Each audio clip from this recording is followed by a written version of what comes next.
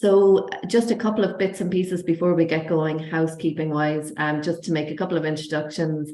My name is Derval McDonough and I'm the CEO of Inclusion Ireland. And I'm joined today by Julie Helen. Julie, if you'd like to say hello and introduce yourself. Hello, everybody. I'm Julie Helen. I'm the Communications and Information Manager at Inclusion Ireland. Great to be here today. And what you all know, and thank you all for signing up with us this morning, that this is an information seminar, and we are hoping to have an interactive piece towards the end. So you will see that you can pop any questions that you have in the Q&A box at the bottom of your screens. Julie's going to keep an eye on questions as they come in. We might answer one or two throughout the presentation, but we'll mainly focus on them towards the end as we gather up the questions from the audience. So we hope to make this interactive and useful for you as family members who are interested in the EPSEN Act and possibly have a child or a family member of yours who has additional educational needs, might have an intellectual disability and is in the education system at the minute. Okay, so we might start. I'm just going to share my screen and talk you through what today will be about. Okay, just first about Inclusion Ireland, for anybody who doesn't know who we are, who has joined us this morning. We're a national rights-based advocacy organisation, and our sole purpose is to work towards the full inclusion of people with intellectual disabilities by supporting people to have their voices heard and advocating for rights under the United Nations Convention on the Rights of People with Disabilities, and you'll hear more about that later. Our main function, how we work and how we operate, is that we provide an information service. We're particularly focused on providing information in accessible ways to people with intellectual disabilities and to their family members. We campaign for policy and legislation changes. We work in solidarity with disabled people and their representative organisations in holding the state and government to account for their progress under the UNCRPD. We research issues affecting people with intellectual disabilities and their families and publish reports based on people's lived experience. And we work for changes in how services are provided, pushing for a move away from that charity model and towards a rights-based model of services and supports for people. So today is all about the EPSEN Act, and many of you have probably heard that the EPSEN Act is currently under review, and the government have launched a consultation process around the review of this act. So today is about maybe talking through what the EPSEN Act is, what parts of it have been commenced and what parts have not been commenced, to give you a little bit more information as you're engaging with the process. To talk about the consultation process itself and how you can interact with it and how you can have your voice heard as part of it. To highlight some of the issues that we all know are facing children at the moment who are in schools, who have intellectual disabilities, and to talk about some of the asks that Inclusion Ireland have over the next number of years if we're really to work towards a fully inclusive model of education where all children get the support that they need to access their rights. So just to start off with, what is the EPSEN Act? It is the piece of legislation that sets out the legal framework for the education of children with special education needs. That's the language that is used in the Act at the moment. It states that children with disabilities should be educated wherever possible in an inclusive environment. It also states that children with special educational needs should have the same right as every other child to an appropriate education. So I suppose when the EPSEN Act was passed in 2004, it was seen as a central pillar of the National Disability Strategy, and it was seen as groundbreaking at that time in putting inclusive education on a legal footing and providing for children to be assessed and their educational needs met. And the law itself says that people with disabilities shall have the same right to avail of and benefit from appropriate education as do their peers who do not have disabilities. It states that schools and other education providers must offer reasonable accommodation and individualised support to ensure that children with disabilities get free and inclusive education in their own communities at all levels. and to give them the maximum academic, social development and skills. And for parents of children with disabilities, the EPSEN Act also should provide for various means for consultation about your child's education. The EPSEN Act, it not only promises educational equality, but based on its wording, the state's legal priority is to deliver that education in inclusive mainstream settings wherever possible. And finally, the Act highlights the need for children to be assisted to leave school with the skills necessary to participate in an inclusive way in the social and economic activities of society and to live independent and fulfilled lives. Now, as we all know, unfortunately, 18, nearly 19 years after the Act has been passed, the main pieces of the Act that would benefit children with intellectual disabilities have yet to be commenced. And we're going to talk a little bit more about that now. So what has started and what hasn't? So as we said, it was seen as this groundbreaking piece of legislation back in 2004, and it set out some really significant goals for children with intellectual disabilities. So the parts that have been commenced and have come into force deal mainly with the right to be educated in an inclusive manner, the duties of schools, and the establishment of the National Council for Special Education. So that all came under the Act, and those parts have commenced. However, the parts that have not commenced as of yet are the sections of the Act providing for an individual right to assessment, individual education plans for your child, an appeals process for parents, and cooperation between education and health services. So all of those fundamental parts of the EPSEN Act never started. And we see the repercussions of that today in the education system. So particularly that part about your child having the right to have an assessment of their needs within the education setting, to make sure that their needs are being met, and that individual accommodations that your child might need are allowed for. So all of those parts did not commence yet. And I suppose we see some of the results of that today. But also just to note that thinking has also moved on since 2004. So that's important too, when you're considering becoming part of or engaging with the consultation process, to remember that the context has changed since 2004 too. And I suppose we're all demanding better, and we're all demanding better for children. So since 2004, Ireland did its duty really, but it took a long time to get there. In 2018, we finally ratified the United Nations Convention on the Rights of People with Disabilities. And this really is how the state will be held to account for how we support disabled people, children with intellectual disabilities. And it looks at education as part of UNCRPD focuses on education as well. And we thought today it was important to not just mention how the parts of the EPSEN Act that have started and the parts that haven't, but also to look at the context and to look at UNCRPD and what we might need to consider as well when we're engaging with the consultation process. So just to give you an idea what the UNCRPD says versus what EPSEN says. And again, we can go into some questions and answers about this later on in the session. So under the UNCRPD, this is what is stated.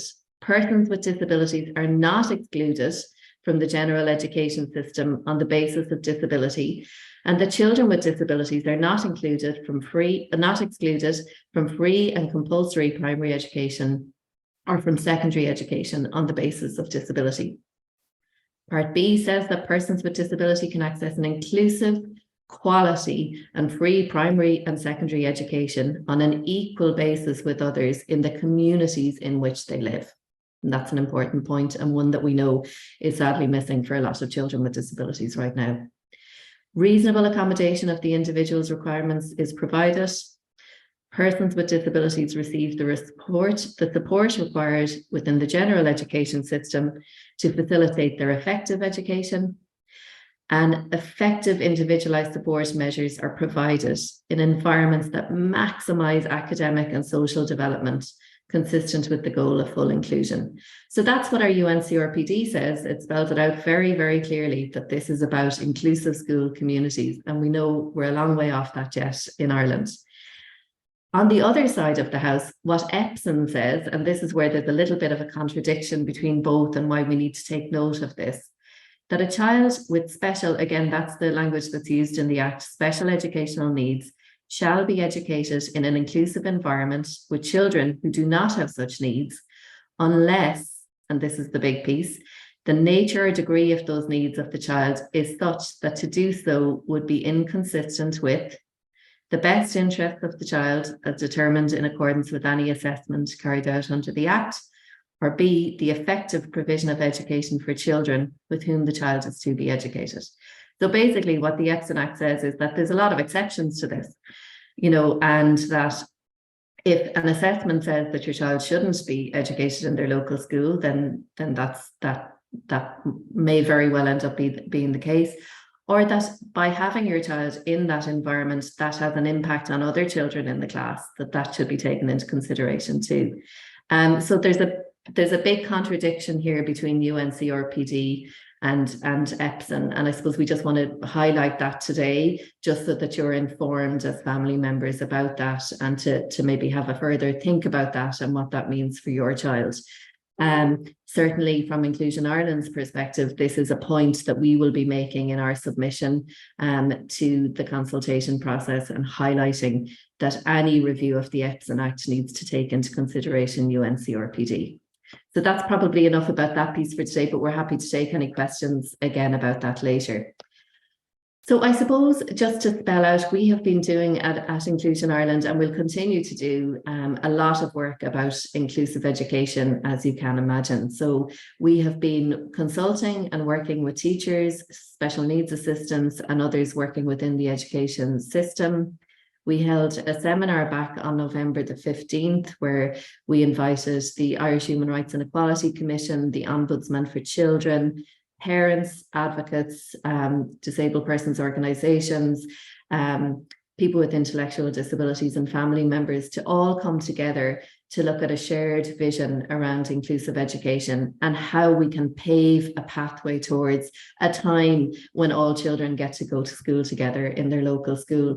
And we know we're a bit far off that at the moment, but I suppose it's important to say that every decision that we make, and we should be pushing for that model and for that vision.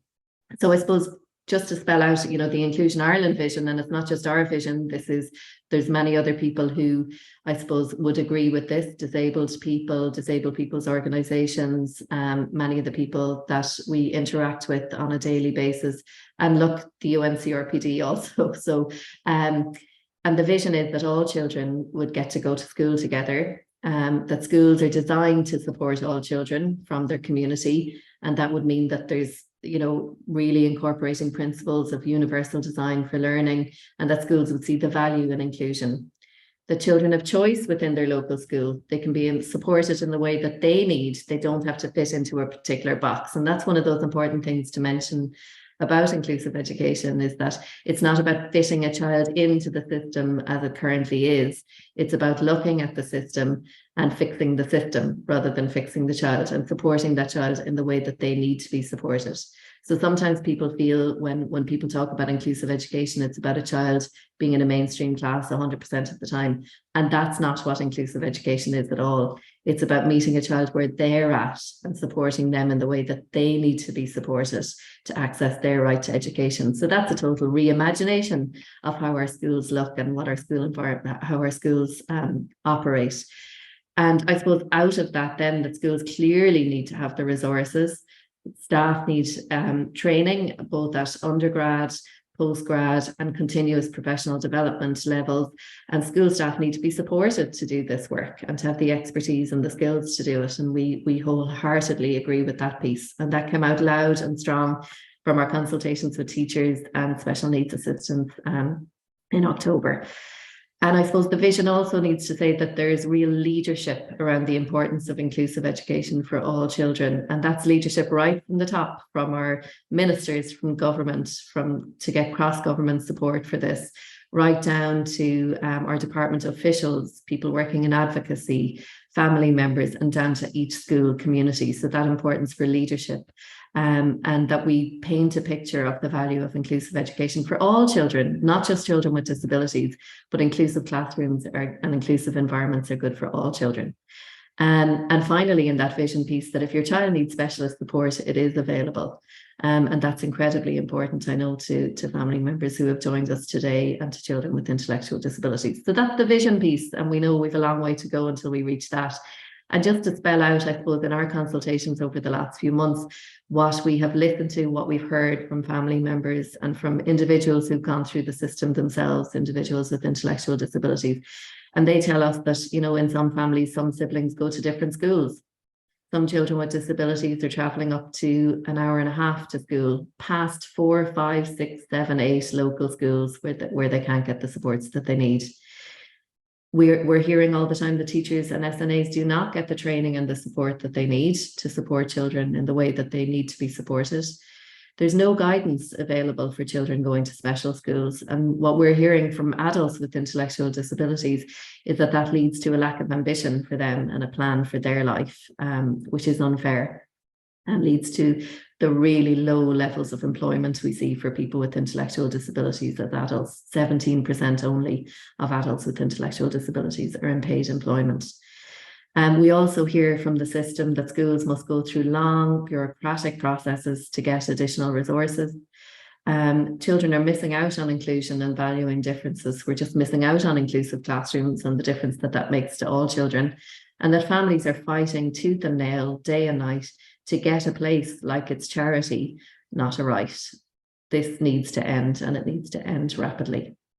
So that's the vision versus the reality piece, and I think we can all paint a picture around that. And while things are improving in some quarters, some children and some families are really struggling with the reality of the situation and the reality of accessing what it should be a fundamental human right for your child, a high quality education experience in the local school.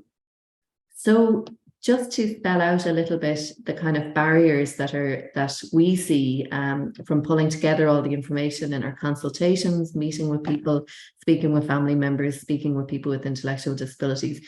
We see the main barriers at the moment to a fully inclusive model of education.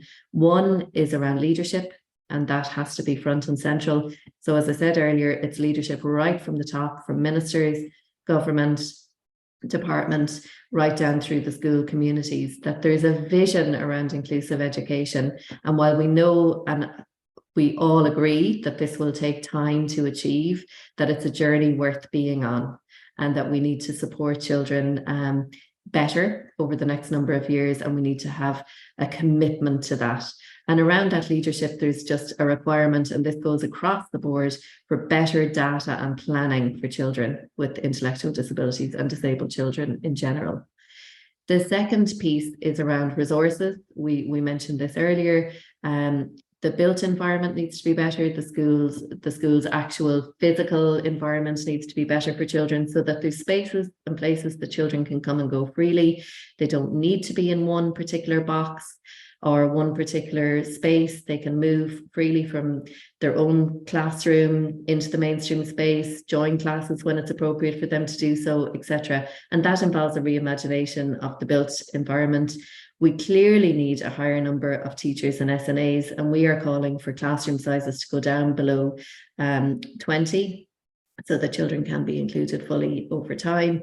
There's a real need around training and education. That's the feedback that we got really loud and strong from teachers and SNAs around training, education and support, and not just training at a kind of a very high level, you know, graduate programs, etc. I mean, that is all really important, 100%, but it's the real life on site training, education and support that's really important. So if you're supporting children with intellectual disabilities in a school environment, that there is space for you to reflect and learn from others. There's a space for supervision and support within the school day, and that's all really important, and that leads to better, more inclusive school environments. And the final bit is around attitudes and values. And we know as a society, we need to take ownership of this piece, which is that we really need to move on in our thinking about children with intellectual disabilities and disabled people in general. Like there have been reports recently about our attitudes as a society and how we perceive children's right to accessing education. And it's a really low number of people who think that children with disabilities should be included in their local school. So we need to change that, and we need to change that narrative. And again, that's about pushing beyond that this is a charity model. This is about children's human rights, and that it's also good for every child when all children in the community are included in their local school.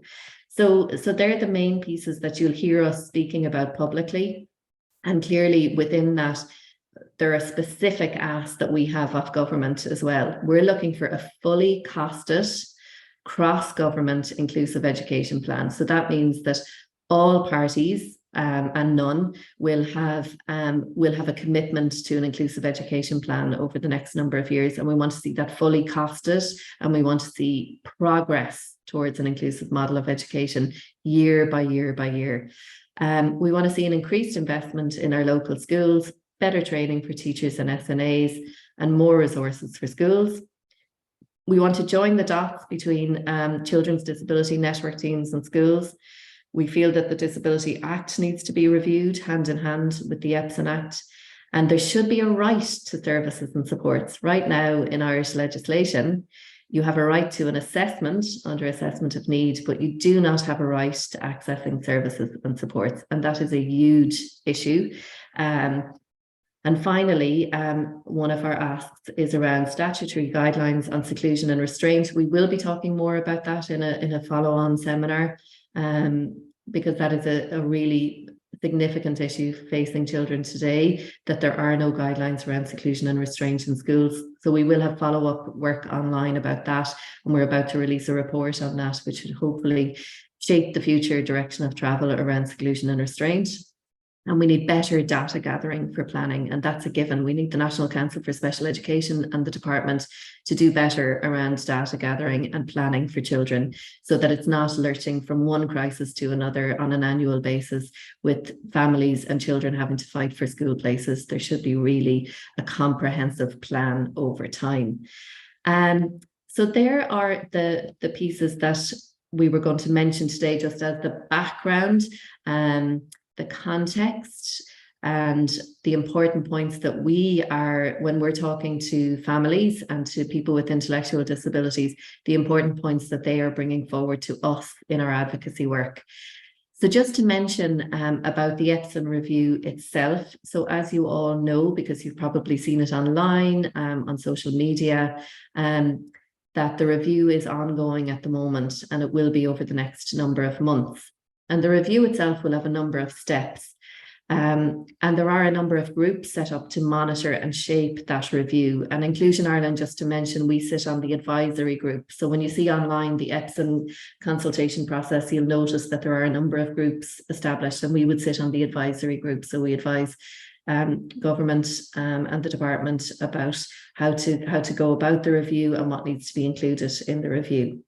So step one of the consultation process, which is what we're mainly focused on today, is the survey for families, for individuals, and for organizations, so and for staff.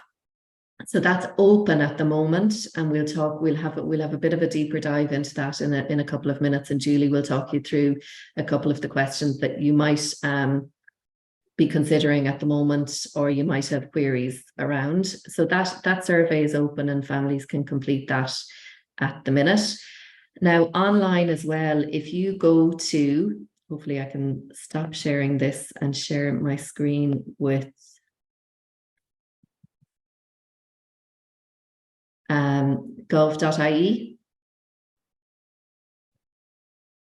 Julie, will you let me know if you can see that on the screen now? Yes, I can. Yeah. Perfect. Great. Thank you. So if you go to EPSEN review on gov.ie, you'll see the steps of the consultation laid out. It tells you about the purpose of the consultation. It tells you about the surveys and the process.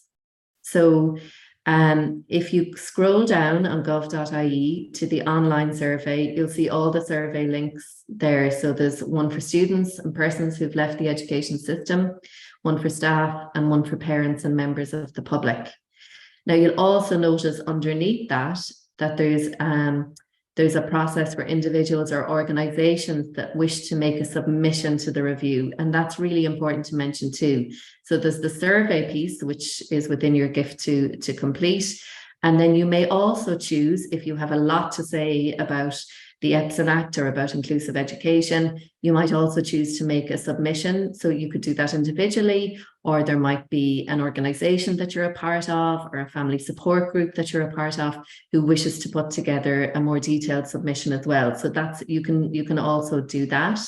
And it gives you the details about who you need to email, epsen@education.gov.ie.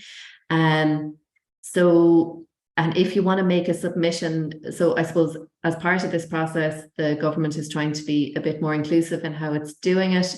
So there can be alternative formats of submission as well. So for example, for a person who's non-verbal, non-speaking, who might have kind of higher support needs, you know, a picture, a diagram, some audio, anything like that could also be submitted.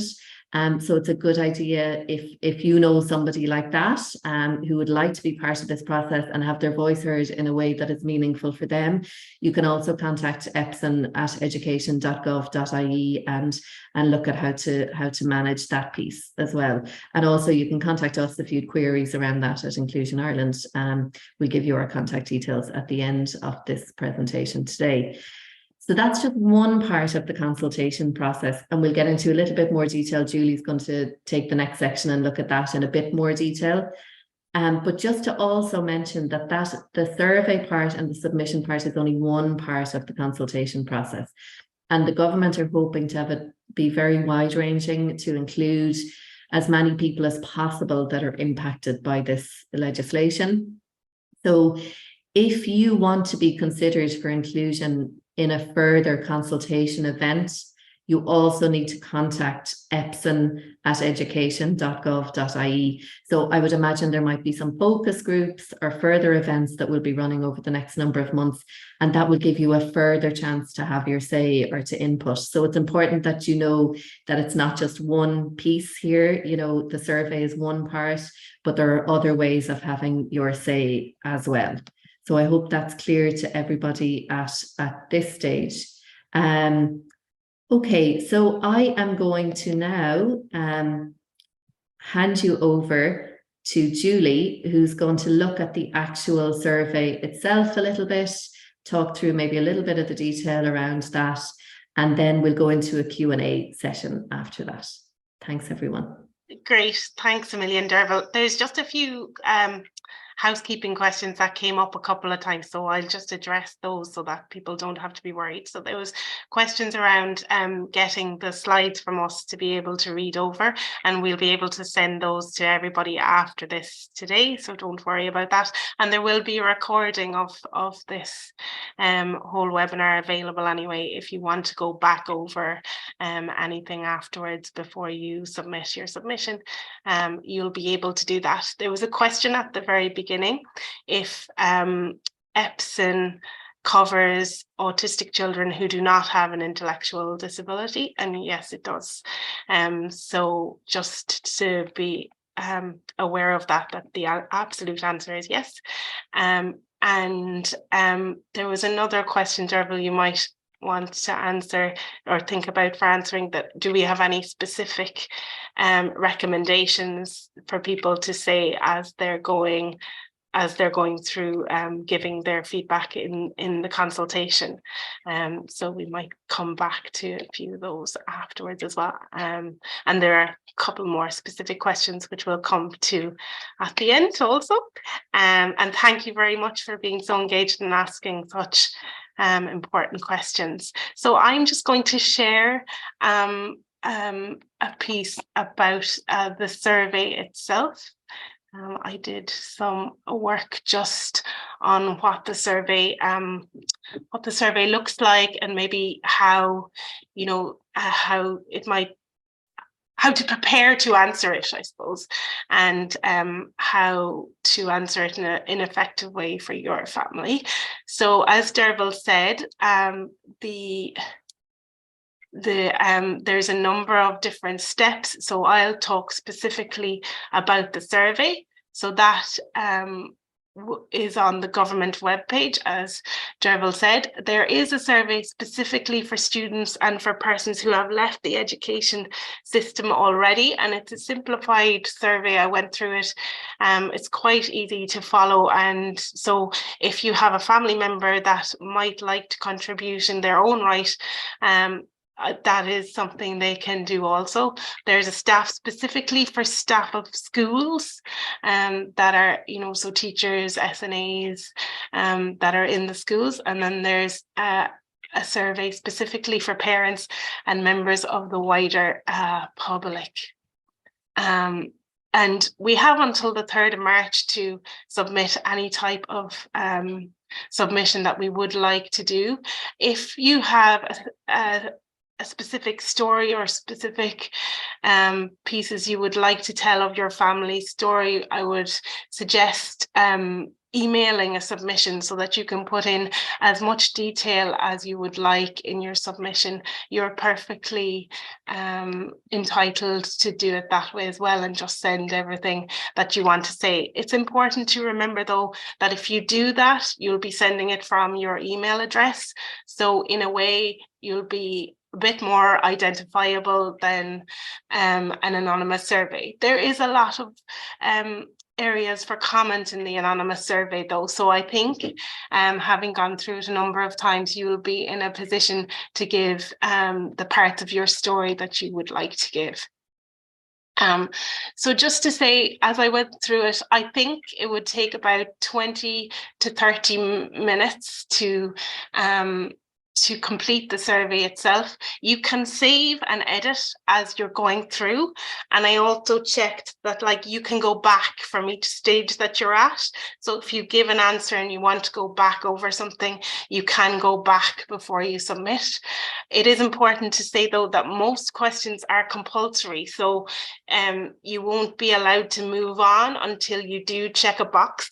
But there is a lot of I'm unsure or I don't know in the boxes. So you'll always have something that you can answer, I think. And as I said, there's quite an amount of space for comments, but they are not compulsory. So you won't have to give more detail of the stories if you want. If there's a question where there are a series of options or choices, tick boxes, so particularly a list, and I'll show you as we go on, there might be a good number of them that would apply to you, to your child or to your family. And you can generally only choose 3. So that's part of the reason I went and checked that we could go back and forth so that, you can have some time to flick through the survey and kind of decide what your priorities are around the supports and the things that you want to highlight. As I said, though, there's a lot of place for comment, so you can always say there that more apply to you and things like that.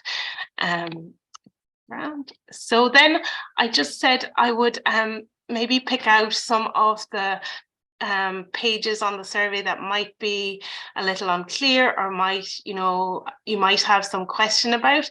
So the first one that came up here for me was around the individual education plan, and the reason that might just raise a question for you, I thought, is that some schools, most schools now are calling the educational plans student support plans, or they may have a different name around it. So I would say any type of plan that your child has in school here would be relevant to mention.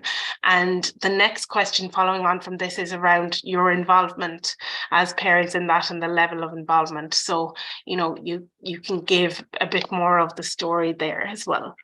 This one then was around the amount of contact or helpfulness you've had with the different the different stakeholders in education, so outside of the school itself, so the Special Educational Needs Organiser or the National Council for Special Education and the National Educational Psychologist Service. So if you've engaged with a psychologist or you've engaged with other people outside of the teachers and SNAs in the school, it might just be useful to check who they are. You may not have had contact with these professionals, and you may have had some contact with them. So just in case that's a little bit unclear.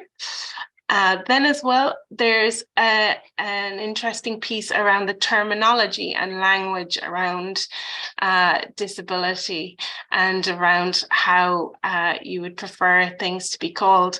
And I know we have been talking about a general call, and I know, Derval, you can speak to this again later, around renaming the Act the Inclusive Education Act, you know, so that it includes everybody and that people can be identified in the way that they want to be identified. So we were happy to see this question be included, and it's quite an important one. So then, as Derval mentioned earlier, UNCRPD is an important part of the route that Ireland is taking to true inclusion. So there is, you know, mention of it here, and there's a slide earlier on, as Derval spoke about the similarities and the differences in UNCRPD. So that may be useful for this question for you. And also, this is the type of question where I mentioned you can only choose 3 options here. Like when I chose this level of options, I was just clicking through now. This is not a test run for you to copy or anything, but you can only choose 3, and so just to kind of have a read of it first and decide what ones are important for your family, I think would be important. And then very late on in the survey, there is a question around, are any of the following the reason or reasons for your child's special educational need? And you will see that intellectual disability is not actually mentioned specifically here. So, you know, if that's how your child identifies, you can click other and a box will come up and you'll be able to add your intellectual disability there, because we were quite surprised not to see that, because learning difficulties, as you will see above, including dyspraxia and dyscalculia, is quite a different thing to an intellectual disability. And this, you know, kind of says how we need to update our language and be aware of the language matters. Finally, then, just to say that there is the final piece of the puzzle for the survey is a comment box, and there's 1,000 characters in it. So one nifty trick that I have for when I'm doing these kind of surveys is I actually write my answers out in Microsoft Word first, and then I copy and paste them into boxes like this, so that if there is a character limit, you can check it, and you can also, you know, decide then if it's too short for you, what else you want to add, etc. In the word count in Microsoft Word, you can actually ask it to check the characters, so you'd be able to check that even just once to give yourself an idea of how long that is. But you should be able to get quite a good bit said in that amount of time. So I think that's everything. I'll have a look at some of the questions that have come in as I've been speaking, and hopefully I'll be able to address some of them. And I suppose the last thing we'd like to say is, you know, thank you for coming today. And please, if you do have the time and space to do so, to make a submission or to answer the survey, because the more voices that are involved in this review, the more impactful it can be. So I'll hand back to you, Derval, if that's okay. And I might start just talking through one or two of the questions there, Julie, while you're going through them. So, so So basically, I'll just take one here, and it's more a comment rather than a question, but a participant has come in to say that the system doesn't need to change, it needs a revolution. Thank you to that to that contributor. And part of this is around wording and phrasing. So equality in rights doesn't mean equality in treatment. And this person has commented that there's a lack of teacher training in universal design for learning. And as we said, that was absolutely pointed out by the teachers and the special needs assistant that we consulted with before Christmas. Lack of disability awareness and medical model assumptions about disability are the main barriers to inclusion. So thank you for all of those comments, and absolutely, as part of our submission to EPSEN, we will be highlighting all of those particular issues. And as Julie has pointed out, if people do get a chance to make a submission themselves, that they're exactly the things that we should be mentioning: teacher training, attitudes, values and beliefs, assumptions about people with disabilities. And really, I like your point about that it needs a bit of a revolution. Like we would agree that things certainly need to be shaken up, and our whole way of looking at how we include children needs to be reviewed. So thank you for that comment. Another participant came in to speak about the United Nations Convention on the Rights of the Child. And thank you for highlighting that today. You might be aware that Ireland are going to be before the United Nations Convention on the Rights of the Child Committee tomorrow and Wednesday in Geneva. And Inclusion Ireland has played, I suppose, a role in highlighting the issues facing children with intellectual disabilities and their families in Ireland.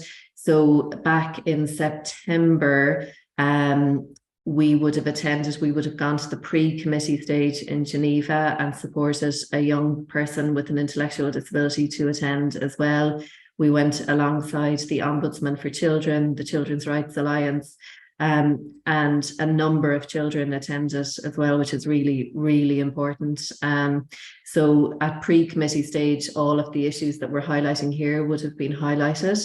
So inclusive education being a primary one, the issues around seclusion and restraint in schools, issues around access to therapeutic services, etc. So all of that has been highlighted, and Inclusion Ireland have made a submission to the United Nations Committee on the Rights of the Child. So you can see that all online, and we'll make that available on our website. So we'll be listening into the committee over the next 2 days and hearing what has to be, hearing what is said. And the ministers will be travelling over to Geneva to sit in front of the committee. And a number of civil society organisations also made submissions highlighting the needs of children with disabilities. So just to say that, and it absolutely, to answer the participants' question, it all does have to link up very carefully together. The United Nations Convention on the Rights of Persons with Disabilities and the Child. And ultimately, that's what our state will be held to account for, how much we're progressing in that regard. Just another comment has come in about, fully agreeing with the vision. But if we currently have children being restrained, suspended and expelled, we definitely have a long way to go. And, I 100% agree with the person who sent in that comment. We do have a long way to go. But I suppose the vision still remains that, if the supports were there, if the accommodations were there, if the training was there, that surely all children should be able to go to their local school. And what we're hearing from families is that, the heartbreaking reality that you might have 3 children, 2 children get to go to their local school, and the third child, because they happen to have an intellectual disability, has to travel a long distance to access the right to education. And we have to stay true to that vision that that's not right and it's not fair. And yes, it's acknowledging that there is a long, long way to go to get to that, but we should push for steps on the stairs to get us there. And I suppose at Inclusion Ireland, that's the work that we are trying to do. And I wholeheartedly agree. Right now, parents are having to make really difficult decisions. They're looking at their child who happens to have very high support needs and saying, how could they possibly cope in the local school? Because they won't have the accommodations or support that they need. So we recognise that. We're not, we absolutely understand that that's the reality right now for people. but that, I suppose, gives us the added impetus to keep pushing forward for a better model for all children. So thanks for that comment, and thanks for taking the time to write that. We did get a couple of queries, and I'll just say specifically about people's children and particular issues that these particular children are facing right now in school. So what I would suggest about those queries is that if the individuals who put those in could contact us directly, we do run an information and signposting service at Inclusion Ireland. So you can actually call us on 01 855 9891. We'll put this all in an email to people afterwards. If you needed follow-up questions specifically about an issue that your child is experiencing right now in the education system. So I won't answer kind of personal ones right now, if that's okay with everybody, but I would encourage anybody who put a personal query in to get in touch with us afterwards for more follow-up. I'm just trying to see, another comment came in about any plans to put supports like OT, speech and language therapy, physio and psychologists back into schools. And I suppose that's definitely, we could do a whole other session on this particular piece. Just to say that, you know, progressing disability services for children, we all know that there are major issues there at the moment, and you know, 1/3 of those teams are vacant. You know, we all know about the length of the waiting lists, and families and children struggling to access any kind of support. So if those teams were resourced properly, and if there was a proper workforce planning strategy, and we had the numbers of therapists that we needed on those teams, then those teams, the vision around the Children's Disability Network teams would be that they would be able to support children within schools and support children whatever environment they happen to need support within. The problem is that 1/3 of those teams are vacant, and the waiting list, they were never resourced properly.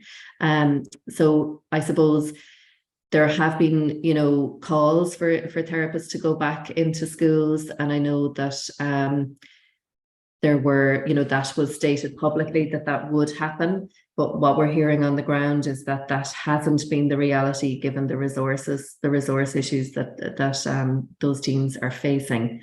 But we can certainly follow up and see if there's been any more progress in that regard. Another person said that there's no guidance in special classes, not just special schools, and that's a major issue.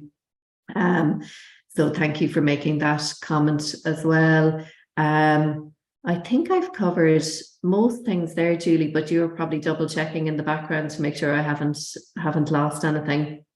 Yep, and there's a couple of questions as well around can people watch the UN committee tomorrow and Wednesday? And the answer is yes.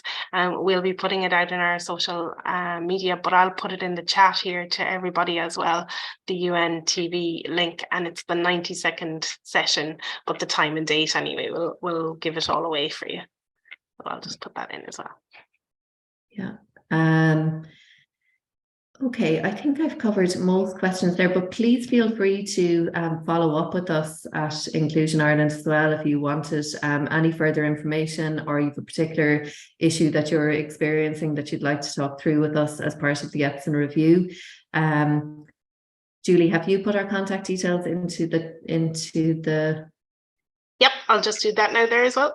Brilliant, fantastic. So people know how to follow up with us. You can follow up by email, which is info@inclusionireland.ie. And you can also follow up by phone, the phone number that I gave earlier.